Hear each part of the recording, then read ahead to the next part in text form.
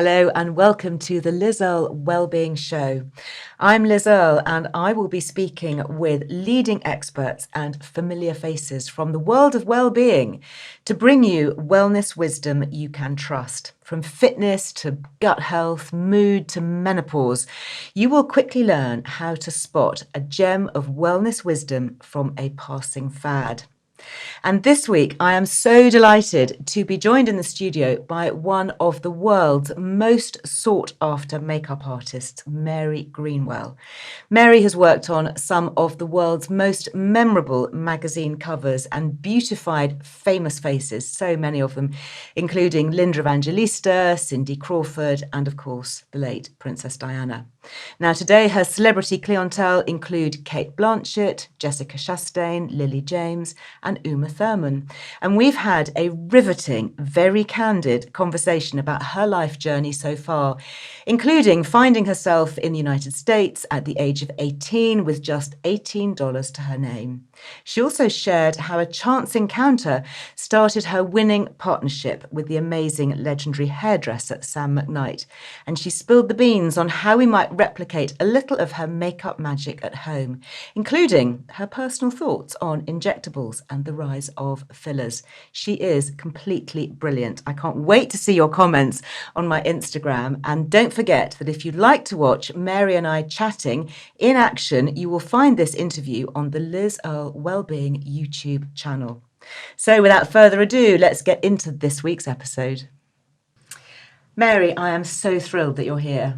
Thank you so much. I do feel like I'm in the BBC. It's really, really professional in here. Well, thank you so much. These microphones are heaven. It's all happening. It is. And I am just so delighted to have you because I have obviously known you for a long time.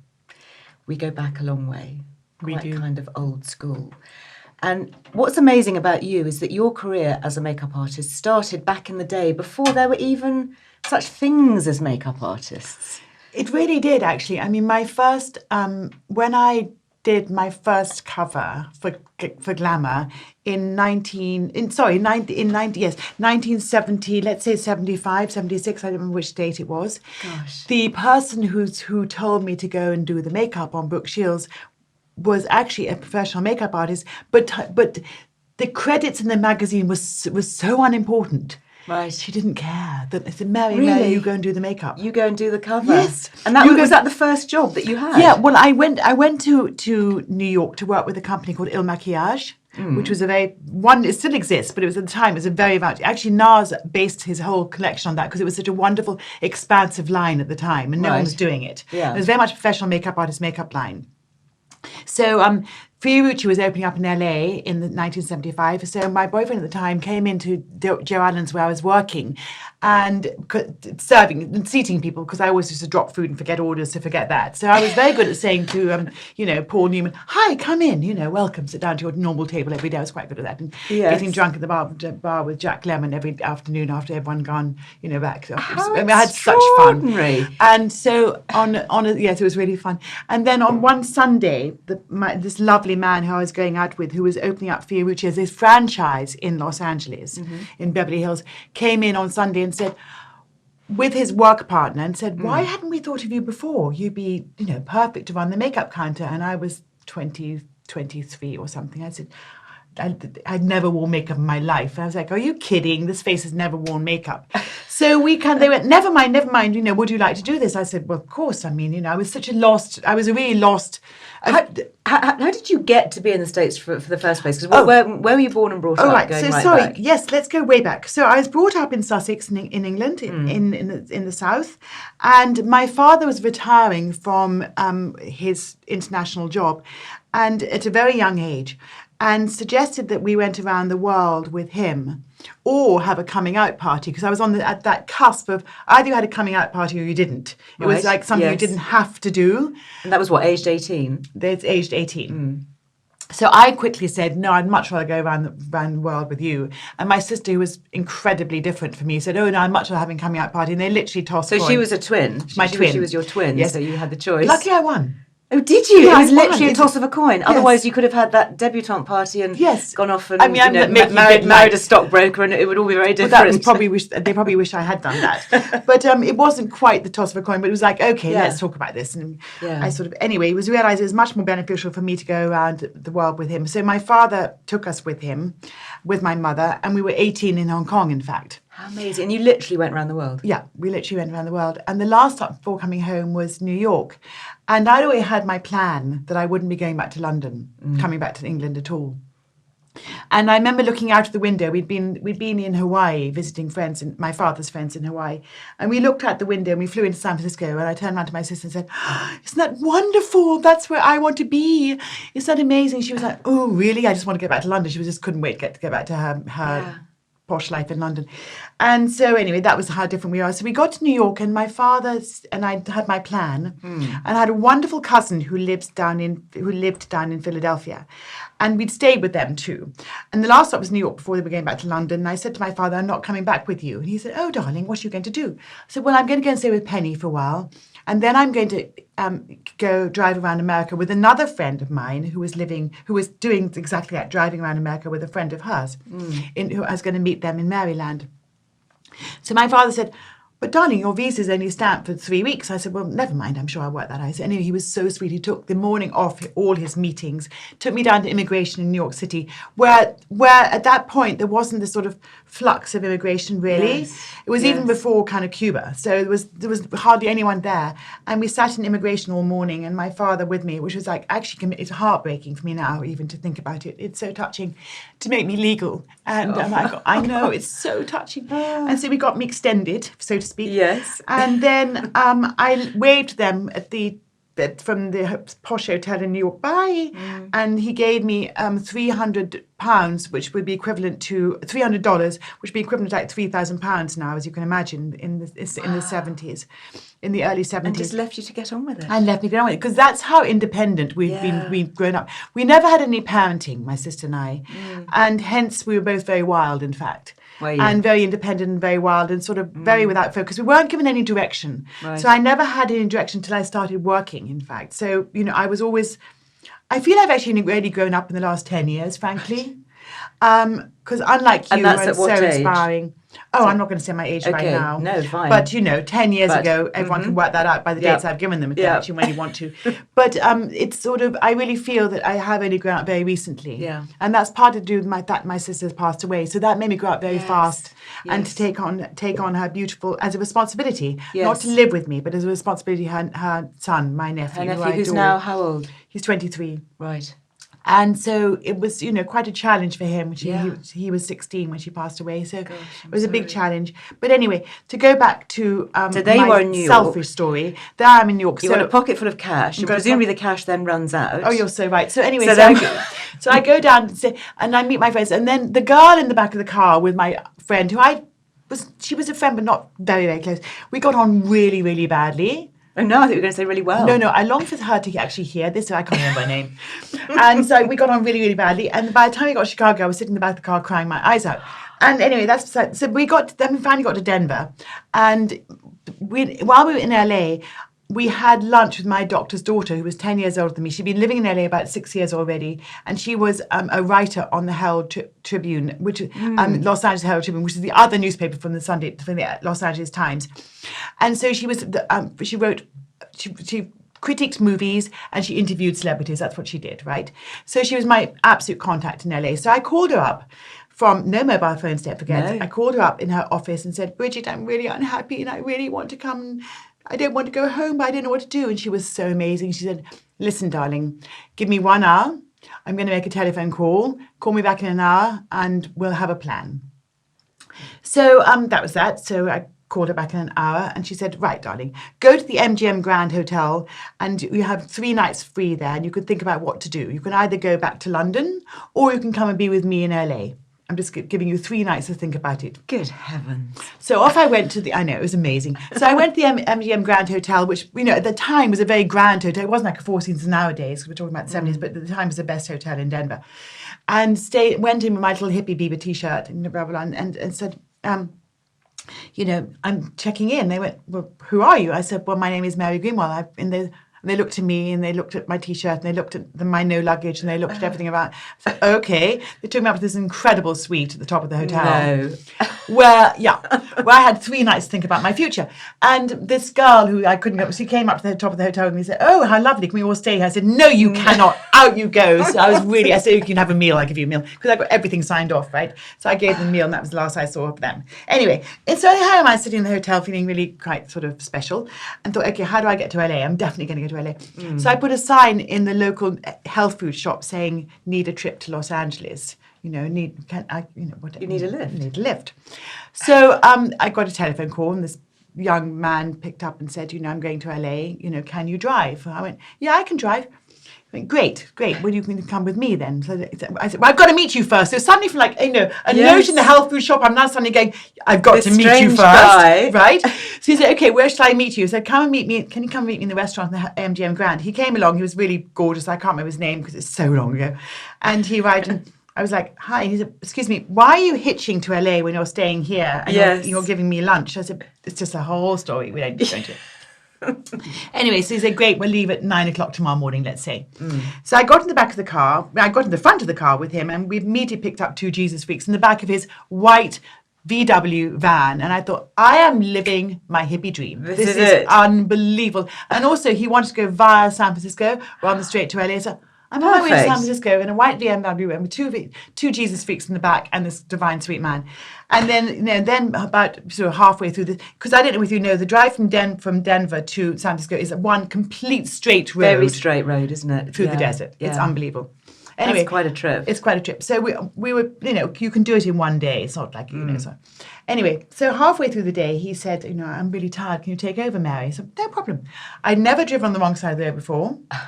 I'd never driven a great big VW bus before, and I'd only just passed my test in England, okay? Right. So I only had my provisional license, which in the olden days was a little red book. I do remember this. Do you remember this? Yeah. So anyway, we were driving along, and then suddenly we're like, dee, nee, nee, nee, behind us. So I said, what does that mean? They said, pull over. I went, okay, pull over. And so the police were standing beside us by the van, and by the way, in the back of the van, they were smoking spliff like it was Gangnam Style. But it was such a gentle time. No one, it was like that's how it was so harmless. No one was like it wasn't the aggression there is now. So the policeman came up to the van and said, "Hello." And I said, "Hi." He said, "Can we see your driver's license?" So they'd obviously checked he was completely legal on their system. The month that he was insured and registered and all of that. Yeah. Can we see your driver's license? So I showed them my little provisional license, and they said, "Oh, we'll be back." They came back and said, this is illegal, this is a provisional license. I said, but I promise you I passed my test in England. Said, well, I'm sorry, ma'am, but you have to it was a Friday evening, I remember, Friday afternoon. I'm afraid you have to go, and, we have to keep you behind here because you have to go and see the judge on Monday morning. What? So I was like, no. So I started to cry, pathetic little 18-year-old crying with her English accent, crying my eyes out. And the guys were like, oh, God, this is such a mess. Anyway, so they came, the policeman went back to their car, came back 10 minutes later and said, right, you, to me, get in our car and you boys follow us up the hill to the judge's house and he'll see her now. I mean, it's like, this doesn't happen nowadays. So you saw the judge? So I went up, saw the judge, who was absolutely divine. They gave teas and sandwiches to the boys outside. No, oh, come on, Mary. Oh, this only happens to you. But it's a true story. And I went in and sat with the judge and his beautiful wife, having, by the way, got to the top of this hill with this most amazing view of all the mountains of Denver, of course, because the judge lives there, right? He was divine. He said, what are you doing? You're 18. You're lectured not to get back to home as soon as possible. When I left, he said, how much money do you have? And I said, $20. And he said, he gave me $100 and said, I don't expect you to ever pay me back. I don't expect to ever hear from you again. This money is to help you get to Los Angeles and I want you to fly straight home. You're too young to be in LA, in America on your own. So I went, thank you so much. Went out to the car, drove down the hill with the boys. I've got money. And we immediately went to You spent your plane fare. We spent my safety money, so to speak. Yes. I had my plane fare. My father had obviously left me with a ticket. Okay. Right, so you already had and that. So we went up to it, dropped the boys off in San Francisco. They were really happy to get a meal out of me, and because we really had nothing. Yeah. And then we drove down from San Francisco to LA, and my sweet co-partner in crime said, "Do you mind going into San Quentin so I can say hello to a friend of mine?" I was like, are you kidding? To go to now a security jail in the middle of America, to go to San Quentin prison. What fun! Of course I want to go. So here am I. So you drive up to San Quentin. It's like, all the police and all. I mean, not all the police, but all the high guards. Security. High security. Yeah. It's like, oh my God, I've never been in prison before. This is amazing. This is a whole new experience. Anyway, obviously he wasn't a very criminal person we were visiting, because it was, he was obviously, I didn't know what he was in for. He was a very sweet man. And we stayed there for like an hour, and then we drove down to LA. Then the next bit, then we get into LA. Bridget had said to me, I live in 2425 Wonderland Avenue, which is off Laurel Canyon. So I said, well, which is it, 2425? I can't really ask her again because I've asked her twice already. So we were driving up and down Laurel Canyon, and my poor driver said, Mary, which is it, 2425? I said, I don't know.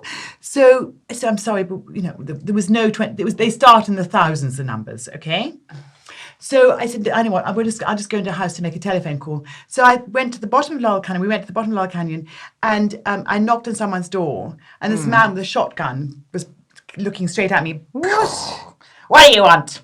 So I said, well, I need to make a telephone. I wasn't scared of shotguns. I mean, looking down them all my life to clean my father's shotguns after shooting. So I was like, well, I just want to make a telephone call. Well, aren't you part of the gangs and Manson gang? I went, no, I just really want to make a telephone call. I'm completely lost in Laurel Canyon.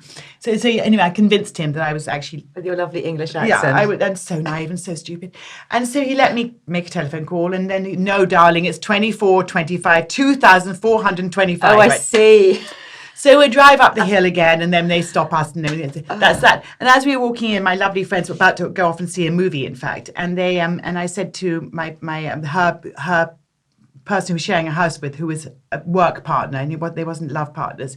And I said, are you going past a tobacconist on your way up from the movie? He said, what on earth is a tobacconist? I said, well, where you buy cigarettes? Said, oh, we don't know that word in America.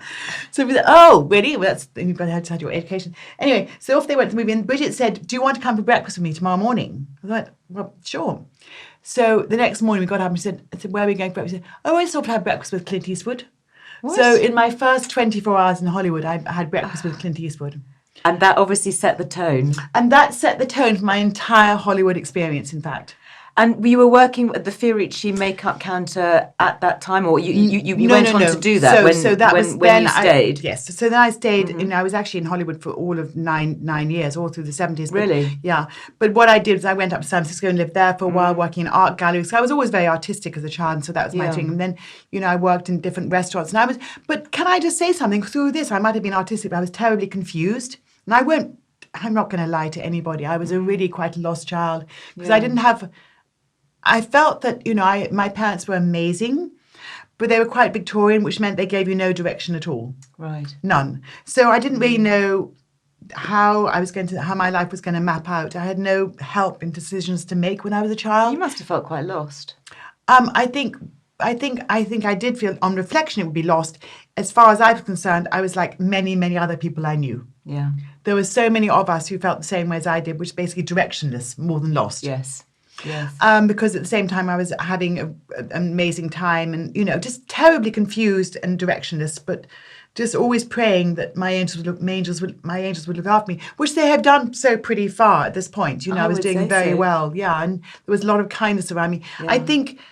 I think that I've never been manipulative. I've never been. I pray to God I've never treated people badly. I think, therefore, there's been a certain amount of blessings that have been given to me from the heavens. Yeah. And I'm not religious, but I do think, to be kind of aware of other people makes things easier for you as a human being. Yeah. So you were doing makeup, and you began to do covers through friends and contacts. Where did your partnership with Sam McKnight, the amazing hairdresser, come in? Because you became so well known as a duo, didn't you? Mary Greenwell makeup, hair, Sam McKnight. I mean, that is just a legend that trips off the tongue of so many fashion magazines and covers over the years. Yes. Well, that started when I moved to Paris in 1984, in the spring of 84. It's when all the supermodels arrived that same time. And I was living in the same hotel as Linda Evangelista, Christy Turlington. We were all in the same hotel together on Rue Saint-André-des-Arts. And so this is 1984, and Cindy was there, and that's when work really picked up for me. And I got to Paris, was Pamela Hansen was working in London. Who was a great photographer. Who was a wonderful photographer. And she was doing Harper's and Queen in London when I was working with Harper's and Queen here. And she said, oh, come to Paris. There's no one in Paris There are no makeup artists in Paris yet. It really hadn't taken off. There were very few. So I came to Paris to be with her and other photographers, and then started working with Grace Connington and Vogue, etc. Immediately, which was amazing. I was so blessed. Incredible. Yeah. And is that where you pallied up with Sam? So Sam knew about me, and the winter of 84, 85, I had a New Year's Eve party in London, and Sam was in London, and it became, as everything does in London, it's like, wildfire gossip or news. So Sam said to someone whose name I'm not going to mention, I really want to go to Mary. I really want to meet Mary Greenwell. It'd be really great to meet her. She's having a New Year's Eve party, and the other person said, I don't really care about that. And so Sam said, no, I'm going. So Sam gate crashed my New Year's Eve party. That's how I met him. And then you worked together for so many years, and you still work together. And that was in 84, 85. And then I moved to New York in 85, and we moved in together. Did you really? Yeah. We had a communal house in Jane Street where there were 6 of us living. Gosh. Yeah. And you have become so well known you've gone down in sort of makeup artist legend for being so responsible for Princess Diana, the Princess of Wales, when she was alive, with creating her makeup look and the iconic covers, the Vogue magazine covers, together with Sam. Yes. How did that happen? How did you meet her and create that look? That happened because one day Sam and I were given, a call sheet to go to the studio to meet her with Patricia Marchelier and the lovely Anna Harvey, who is no longer with us. So Anna Harvey was at Vogue. Anna Harvey's Vogue, but she was also styling Princess Diana at the time. Oh, was she? Yes. Mm-hmm. And so she put this cover together for Vogue, and Patrick was taking the pictures. So Sam and I were told to turn up that day, but just we always look presentable. But Sam was told to wear a tie. Was he? Yeah. I can't imagine him. I don't think I've ever seen him in a tie. Yeah. And so because of that, he turned up in a tie, and I was wearing normal white shirt and trousers and whatever. And so then we weren't told who the model was. Yes. Whoever, this incredible person. And so when we walked, we were so used to working with models at the time, the celebrity world hadn't opened up yet at all. Right. And so in walked Princess Diana, we were told when we arrived that, actually the person who you're making up today and looking after today is Princess Diana. But great, Okay. Super. Great. Yeah. Super. Fantastic. So she walked in and I curtsied and Sam bowed, and that was it. Yes. And she was divine, and she was so lovely, I can't tell you. You obviously had a great rapport, because I think when you are applying your fingers to somebody's face, it's a very intimate moment, isn't it? Extremely. You're invading their space, literally. You really are, actually. You're and really often invading. a total stranger who you've never met before. But yeah, this happens, whenever you work with, especially not with so much with models, because they're used to it. That's what they've been told to do, from the age of 16, 17, 18, when they get into modelling. You are there as literally a model. You will adapt. Canvas. You will adapt. You will take on the expression someone wants to, but you will not have an opinion of your own at all. Yeah. But with celebrity, it's very different. They always have an opinion, and rightly so. And they also are much more. Where I have much more. I have enormous amount of respect for someone very, very young who's doing it as a career, but I have more respect for someone who's doing it sort of, they have to do these pictures, or they have to go onto the red carpet, or they have to this and the other. They're established already in what they're doing. This is just a tag to what they normally do. Yeah. So I have more respect for that kind of person in a sense, and I'm no disrespect to models, but I have more, I guess I'm just a little bit considerate of what they might think of what I'm doing to them. Well, they're not being employed to create a look. They are themselves, exactly, aren't they? And they're you have to bring out the best of to create themselves. The look. Right. Yes. And they're employing me to create the look. Yeah. So if they don't like something, like, you would never put a red mouth on someone if you knew they didn't like it. Yes. You might ask them if they want a red mouth. to try You it. would never assume that someone can say, it's as with someone of a model, oh, right, so let's do a beauty look of a red mouth and no makeup. And they kind of go, I know eye makeup. And they go, whatever. They're so beautiful. Also, they're so beautiful, they can wear anything. Yes. But the more famous you become, and the more established you become, the more sure you are about the looks that suit you. And the more you work with that when you're working as a makeup artist. And you don't want to be made into something else that you're not. Absolutely not. Nor do you want to be the one to do that, by the way. To the risk of not ever being employed again. Right. So, you want to always work with them, and you really make it work together. Because looking at your Instagram, which I adore, you're always working very much with actresses and, super famous names, but I see you more working with them perhaps than with the models. I think I did move my career more into celebrity. Yes, I did. And, sometimes I miss working with these young girls that you can just basically do anything you want with them. I miss sometimes that creativity, but I also really, really, really enjoy working with these beautiful people who have so much to offer as human beings, as like, who are a little bit older, who aren't no longer 18. They're sort of, 30 or whatever. Well, Cate Blanchett, you do a lot. Yes. And you've been working with her for how long now? 18 years. Long Actually, time. more, 20 years. So, I mean, you must have more of a friendship there. I mean, I know that you travel together and, I see you all over the world. I would like to think so. I think we are friends, absolutely. Yeah. I'm honoured to say that I think she's a friend, yes. Yeah, and she has the most amazing skin. She really and I does. saw her on stage at the National, and it looked as though she'd been lit by light bulbs from inside. I mean, just luminescent. I know, and imagine that's just like her going on stage every single day. Yes. But she is naturally, she's so super clever. Yeah. I was listening to her yesterday, talking about Stateless, which is her new TV series she's just done down in Australia about the refugees in Australia. And listening to her talking to, in much the same sort of situation as this, but actually one cameraman and one, two mics, being so fluid and clever and, everything she said, there wasn't a stutter, there wasn't a misplaced word, there wasn't anything untowards about what she was saying. She was like right on everything. I mean, I know this is rehearsed for her, but she is so brilliantly clever and so kind. Really. And that goodness just shows through, It doesn't does. it? She has so much time, like you do, Liz, let me say. So much time for everybody and for, her big family, like you. Yeah. And she has a lot of time for everybody and everything. Yeah, brilliant. Where is your career now? I mean, where do you see yourself going? Because you've obviously had so much experience over the years, and a lot of that you've worked with a lot of the names in the early days who've gone on to become big names. People like Charlotte Tilbury, for example, assisted my you. sister, my darling sister, I'm so proud of her. It's amazing, isn't it? Amazing. To see that. Where do you see your career now taking you? I'm actually really excited about it. I'm doing a project with 1-1 Skin, which is a fantastic small skincare line, which is very high end and gorgeous. So I'm doing products with them. Yeah. And we're doing, it's colour. So, of course, they have all their gorgeous brands and, different sections of their brand. But I'm coming in with colour now, meaning foundations and concealers and a few other things to give it more of a colour aspect. An extension of skincare. Do you think you'd ever do a range? Do you think we'd ever see a Mary Greenwell range, just as we've seen so many of the other makeup artists put their names on things? You know what? That's an open door. I mean, I can't say yes and I can't say no. I can't... I don't know. I mean, I'm very happy with doing this project I'm doing right now. Yeah. So that's where my energy is going. Yeah. So by saying that that is something, it would be too soon to say I can't wait to do my own thing because I'm really excited about the project I'm doing. Yes. It would be sort of slightly dishonest actually if I was doing something knowing I was going to go off and do something on my own later. Yeah, sure. I'm very much focused on this right now. And your makeup is known for being classically beautiful. I mean, I've seen covers and things that you've done in the past, like with Naomi Campbell, for example, that have been really quite avant-garde and extraordinary. But I think, looking at you today, you are just so beautifully made up, and you let the person come through, and it's not the makeup wearing you, it's the person that is just being naturally enhanced. Have you seen that as a trend more these days as makeup changes? What sort of trends have you seen change? I think that the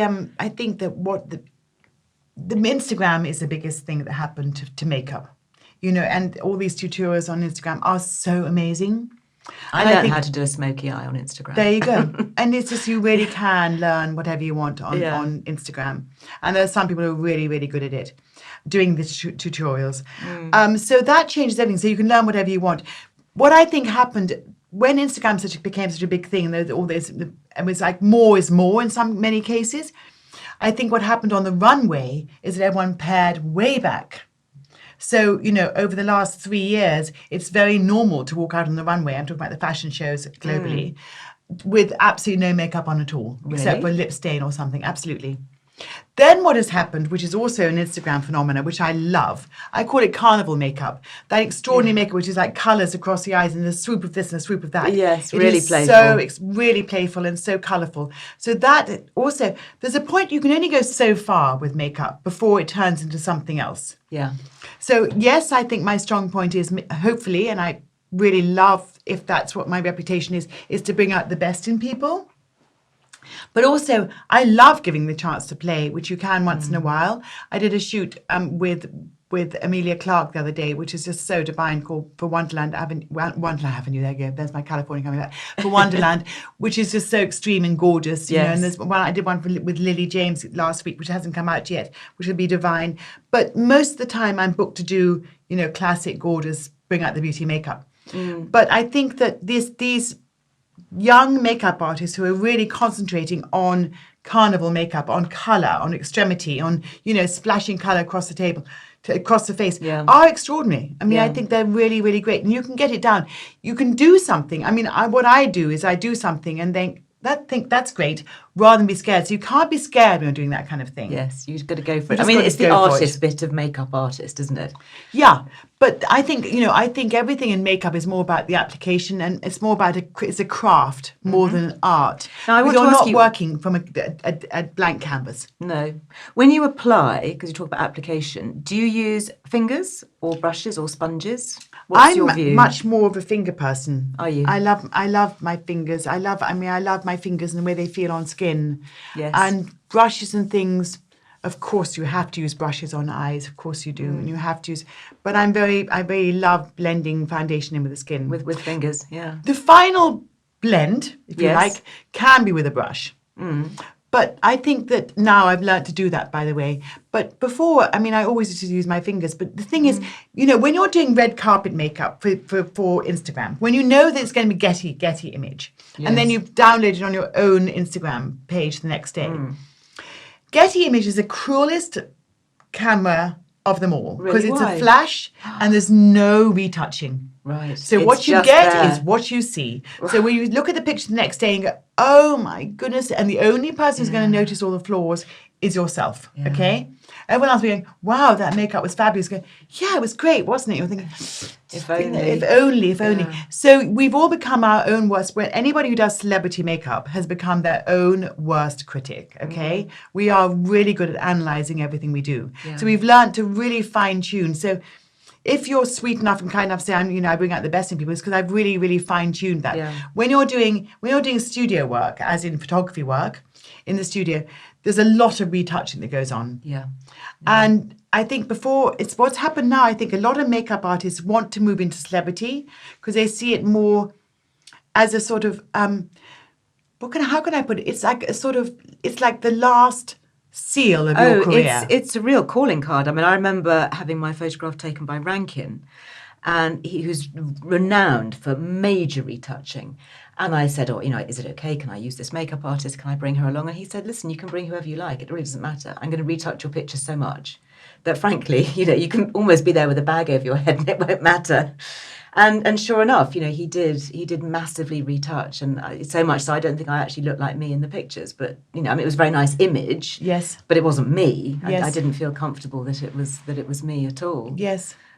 So I think there can be too much of that. I noticed that you rarely seem to use false eyelashes. Are you into lashes or not? You know what? I use them sometimes. I think most people's lashes can be worked really well without false eyelashes. Yeah. Although I think again that's a very much an Instagram thing. Put on a band of lashes and make the lashes look bigger and longer, and the eyes look, more dreamy and whatever. But I rarely use them because I really don't think they're necessary very often. Yes. Yeah, unless they're one step too far into unreality for me. Yeah. Yeah, interesting. And also, lash extensions are so bad for your eyes. We all know that. I did have some a while ago. It was when they first came out, and it resulted in all my eyelashes falling out. Yes. Which was a shocker. It's a shocker. So, you think you're doing yourself a favour, you're so not. So, I think maybe it's got better in the last few years, but when I had it done too, it was just like I ended up with no lashes. No, exactly. Has your own makeup adapted over the years? And are there sort of hints that you would give to older women as we age as to what perhaps to go for? Yeah, I think, first of all, that we all need makeup as we get older. And there's no denying it. I love people to wear no makeup. I wear no makeup. We both wear no makeup on holiday. Yeah, for sure. And we've seen each other with no makeup. Yes. But I think in London, first of all, it's a pollution barrier. Yeah, it is. It's very protective. Right? Yeah. And secondly, why not put your best foot forward? Yeah. It's simple as that. Do I really want people to see me looking tired when I know I can just put a bit of concealer on and I won't look tired any longer? Yeah, it is. It's a lot about self-esteem, I think, and that inner confidence. You catch a glimpse of yourself in the mirror and you feel slightly better. I mean, You I feel don't a think we lot should better. be slaves to it, but yes, I mean, you know. I'm going to say I'm going to say a lot better. Okay, well, you're allowed to because you're a makeup artist. Yeah, I'm going to say it because. So anyway, but if you don't want to wear makeup, no problem. Yeah. But if you do, you know, I totally am on your But side. should we be avoiding things like frosted shadows as we age? People say it falls into your wrinkles and. I mean, if you adapting wear, stuff. don't wear silver frosts maybe, but I mean, I wear sort of bronze frosty eyeshadows every day, you know, and I don't agree with high glitter on anyone for the day, frankly. No. You know, I think, I think this basically wearing colours that suit you is really important. Yeah. There's only one way to go, which is black mascara. Don't even bother with brown, and why bother? I remember back in the day, Princess Diana used to wear that bright blue mascara. She did, Presumably, but that's you got her what out of that. Yeah, I got her out of that. That was the first thing I did. No. Is it really? The first thing? That's got to go, ma'am. Not even, ma'am. It's got to go. It's got to go. No, so of course, ma'am. But we had a very, she was very, very, very relaxed. And I think, the reason why we were there, she was doing a Vogue cover to sort of, to be exposed. And, so she wanted to look her best according to what we were doing. So. And then you carried on working with her after that. I did. Yeah. And where were you when she died? Because that's kind of a moment that we all remember, isn't it? We do. And do you know what? It was 6 o'clock in the morning, wasn't it? Yes. It was so early. And when we heard about it anyway. Yeah. And I remember I'd just woken up and I was in London. It was over the bank holiday. Yes, it was. And I was in London and I'd just woken up and I turned the news on and I was with someone at the time and we both went, oh my goodness. Such a shock. And I called Sam immediately and he was devastated. Yeah. Absolutely tragic. Absolutely And it must be tragic. amazing looking back at those pictures because it just keeps the memory alive so much. It does, yeah. Yes, and I know you always post on the anniversary of her death. I always see a Yes. great picture in August. She's, it was she was extremely special. Very beautiful. Looking ahead now, what sort of things are you most excited by? I think, for me looking at makeup, what I've noticed is the change in textures. Yeah. Everything is much easier to use. Everything just glides onto the skin. Do you remember back in the day when it was all very cakey? I mean, this is the thing about makeup. The only change that ever happens with makeup, because the colours are always going to be the same. The only thing that will ever happen with makeup to improve it is the texture. Yeah. And this gets better and better and better. So much coming out of Japan. So much coming out of textures are Japan. amazing, aren't they? Amazing, Korea and Japan. Yeah. But this is why people can go on doing new makeup lines and doing new things, because the textures are so wonderful that if you're creating something new nowadays, that's fine because it'll be a different texture. Do you see? Yes. So that's the joy of it.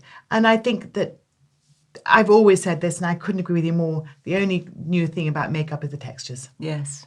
And it is also, exciting. therefore, the pigments that go in the textures, Yes. of course. Yeah. So, And the look you get, what's achieved by it. And the brighter greens and the brighter blues and, all those cream, great big lovely cream products, so the blue really thick creams, they've all been around forever.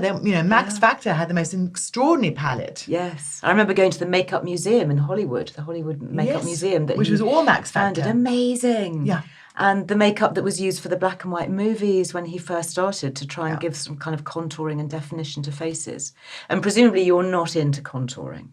Well, I am This sometimes. Kardashian style contouring. No, I mean, I think, first of all, Kim Kardashian is an inspiration to everybody. I mean, don't think that I don't love her, because I do. Yeah. I'm going to fall in. I'm just going to say it. I love her.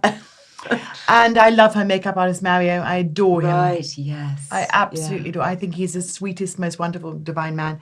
So, her contour, she looks amazing. She does look phenomenal. And he can probably do her in his sleep, I'm sure, it's like that easy for the two of them together, Yes. so such an incredible partnership. And so contouring, it just went too far, but it's pulling back. So everything goes so far and then you pull back from it, don't you, really? And I think what's happened now, people are pulling back from that much contour, I do. Yes, but just adding a little bit. But we always have done. Yeah, why not? But we always did in the 80s. We did. It's not a new thing. Contour isn't a new thing. What made it new was the fact that people went so far with it. Right. But shaping the face in any way was always part of the game. Yes. It was so just- you can use a darker brown, under the cheekbone, is that, or perhaps along the jawline? It's not to a give darker you brown. It's definition? more like a taupe. Okay. So in fact, when I was using contour in the 80s and 90s, no one was doing the right colours necessarily, but there was one MAC colour that was unbelievable. It was called taupe, and it was the most perfect contour colour, which means a brown with no red in it, Yes. Because what you're doing is creating shade. So if you put red underneath your cheeks, then you're bringing out the red. So you want something which is really, really neutral. So it looks like you've made a shadow. It looks Correct. like your cheekbone is so beautifully angular that it makes a shadow. It's almost on the verge of being a brown grey. You know, so hence the word taupe, which is what it is. Fantastic. Talking about colour, talk me through your pink hair, because I loved you with pink hair. Oh, me too. Thank you so much. I love my pink hair too. When did you go pink? Now 3-4 years ago. And you're not pink anymore? No, I'm not pink anymore. So why not? Are we ever going to see you go back to pink? No, probably not. Well, maybe, who knows, but I don't think so. Because the reason why I did that is because I was becoming so grey. And I was, I mean, this is the truth. I was becoming so grey that I had to actually, I had to keep colouring it every 3 weeks. Because otherwise roots would come through. There's nothing worse than someone who's very grey with big roots. I mean, it's just hideous, especially if you're in the fashion industry. It's like, oh, get over it. So every 3 weeks I'm spending, 3 hours in the hairdresser. Yeah. Oh, an hour and a half. And so eventually I could bear it no longer. So I thought, well, the only way to get rid of this is to go pink and let the grey go in. Right, so which is you're what I pink did. and grey, like a kind of ombre. So so underneath the pink was that grey growing in without anyone ever knowing. So it was a real strategy for changing your hair colour. 100% thought out. And I love it now, but presumably that's not natural, because you're sort of totally natural. whitish blonde. Really? Yeah, so the white is natural, way. The blonde is not. But the white is very natural. So I can go to the hairdresser. Amazing. Thank it's you, so chic. darling. Really, I can now go to the hairdresser chic. once every two months rather than once every 3 weeks. And just have like my 99% grey, and then the 1 or 2 will just be bleached out, and then the Nicola Clark, my wonderful colourist, who does everybody in London who we all adore, will then put a sort of blonde rinse to it, so it doesn't look kind of like white and old and tired. It so certainly just looks doesn't. fresh. It looks really, really super. Yeah. Before we go, talk me through the average day in the life of Mary Greenwell. The average day in life. You an early riser? I'm very early riser. Are you? Yes, I am. I wake up between 5:30 and 6:30 every day. You always have done? Yeah, when I'm working, you have to. Yeah. And when I'm not working, it's a habit. Yeah. And between 5:30 and 6:30. If I'm not working, and I really don't have to be anywhere until 11 o'clock, I might sort of toss and turn in bed for like half an hour or something, or an hour maybe, but sort of dozing a bit, but not really. And then out of bed, and then always a bath in the morning. Really? Always. I love my bath in the morning. And Epsom salts in the bath every day. Fabulous. Lots of magnesium. Lots of magnesium. And also, like, that's when the mask... So the bath is 20 minutes in the bath, right? So it's like the mask, the facial wash, the mask, the Clarisonic, which I adore. Yes. Do you like Clarisonic? Is that the radio frequency little gadget? Yes, the one that's got a brush. It looks like a big toothbrush. Oh, I know. Yes, so you kind of toothbrush your face. You toothbrush your face. Marvellous. The cleanser. Very exfoliating. Absolutely, that's what I'm doing. So you do that in the bath? It was all happening in I'm the just bath. visioning this. Yeah. Yep. So it's all, BBC Radio 4 is on. Yes, always. Heaven, love. I miss John Humphreys terribly. Yes, do love John Humphreys. Never mind. And then Clarisonic mask, or probably maybe 2 masks. Maybe one that's going to be like, maybe something that's going to be like fizz away and do something, and then something else is going to do something else. Daily? Would you have a mask every day? I mean, it depends how much time I have, but there's always something going on. Right. What about things like retinols? Do you like using retinols on your skin? I'm not very good with retinols.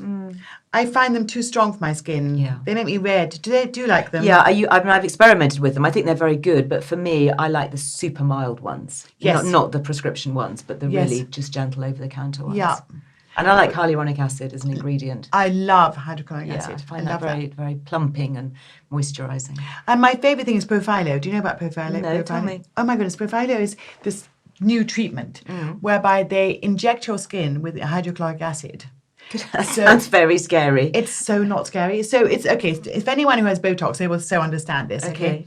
So it's no more than that. Right. So it's injected like on 10 places, 1, 2, sort of all on the bottom half of your face. Yes. So not below, anything below your forehead. Right. So they inject you on 5 places on each side.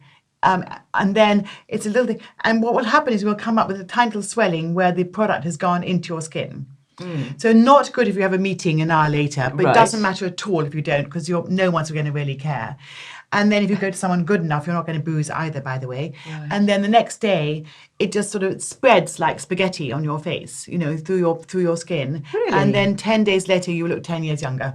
Okay. And it's called Profilo. Profilo. I shall be investigating it. It's such a good investment. Excellent. Do you do any? I mean, are you into sort of treatments and injectables and I'm fillers and into stuff? I'm into Botox. You're into that? Yes. Sure, a little bit, and I'm Yeah. into profiler, which I Yeah. love, and that's it. Yeah. That's it. I don't do fillers at all. I can't stand them. Yeah. And presumably you can tell if you're making somebody up who's got a face full of fillers. That must be. Yes, but you don't have to even touch them. You can just look at them. You know, I mean, I think fillers are really, really not for me. They can they change the shape of your face. That's the They thing. really isn't do. it? But Yeah. listen, whatever gets you through the night and day, Yeah. whatever. If you Yeah. want to have fillers, go for it. I mean, I'm not going to ever tell someone they can't do anything because it's just, I'm not it's what you want. But the thing what I do feel very strongly is people who have too much in their lips. Yes. And that's become a big deal. I was in the Connaught Hotel the other day, waiting to go up to someone's room, and there were all these people in there who were having lunch, all women on their own, literally sitting in the breakfast In the little terracey bit. Yes, Yes, in the lovely. breakfast room, all doing selfies, kind of pouting their lips and doing selfies, and we were all going, what is this about? What's the world come to? This is the Instagram thing I'm so frightened of. Yeah. That everyone is doing selfies. It's become a very obsessed world. And by the way, I'm obsessed. Sometimes the first thing I do in the morning when I wake up is check my Instagram account. Yes. It's very addictive. It's so addictive. And I know I'm not the only one that does you're that. not. No. By any stretch of the imagination. No way. So no way. And we all check how many followers we've got. We all do it all the time. Yeah. But anyway, all to say is that the girls doing selfies in public, I'm not so sure about. No. And the big lips, just be careful. And I would worry about stretching the skin, actually overstretching it, and then what happens when it goes back again. I don't think we ever let it go back again. How about that? Oh, really? Yeah. Is that, oof. But Well, then I mean, I don't think one does. Once you've No. started, you're not going back, you know? It's high maintenance. How do you get your moments of well-being in the day? What do you do to take care of you? I do Pilates. Do you? Yep. I do Pilates. I do my well-being is I hang out with friends quite a lot. Yeah. Yeah, I'm afraid I'm not very spiritual, unlike you. Well, I think, we just find our own place and find where we are. Yes. But hopefully I'll become more spiritual. You never know. Yeah. You mentioned angels before. Do you feel supported and guided? Yeah, I used to really firmly believe in angels until I was with a boyfriend who was super clever and wonderful and psychoanalysis in Paris. He was like, I used to say there's angels under the bed. He was like, oh, don't be so stupid. So, and I love him still, by the way. He's one of my best friends. Yeah. He sort of made me banish that because it wasn't like a religion where I could really stand up for it. Yes. So I'm being easily swayed and easily led, obviously. I kind of lost that ability to say they're under the bed now. Although I think I should bring them back. But I do genuinely believe there are people that look after you around. There are angels that do look after you, 100%. Yeah. 150%. Well, you've clearly been looked after over the years, and I do hope that you continue to be. Thank you. Mary, it's such a pleasure to have you. Thank you for being with us. Thank you so much. This has been such a pleasure. Thank you. Thank you. You can edit all of this out, all this rubbish. No, you're gorgeous. I'm not going to edit anything. Thank you. And that is it for today's episode. Now, as always, you will find all the links and resources mentioned on today's show over on the website, lizearlewellbeing.com. There you can also sign up for my free weekly newsletter for more wellbeing wisdom, including, of course, after today, lots of beauty tips, healthy recipes, and behind-the-scenes treats. Huge thanks to all of you who have left us such lovely reviews. It really does help others to find the show and make a difference. So until the next time, go very well. Bye-bye.